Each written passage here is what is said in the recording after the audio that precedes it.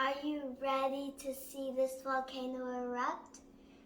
First, we need some vinegar. Next, we need baking soda. Now we need some food coloring. We get the vinegar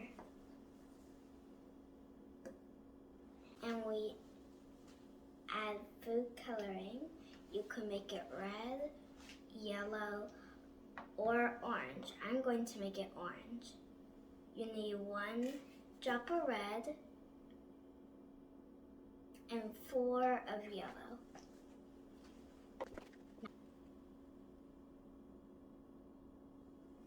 And now you put that in there. Or you can just dump the whole thing in. Now we get the baking soda. And now it's time for the eruption.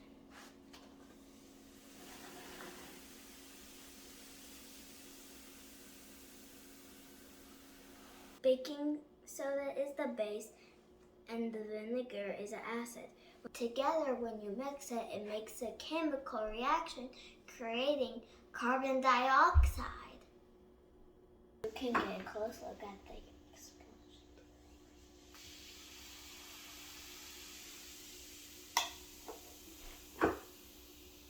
Goodbye, success.